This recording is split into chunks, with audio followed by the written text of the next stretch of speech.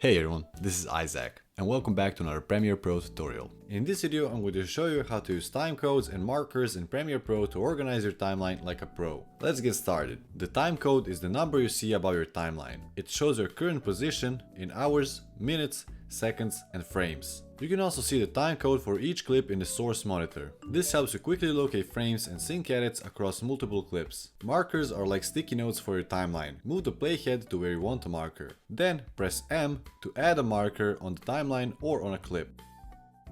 Double click the marker to name it, change the color or add a comment.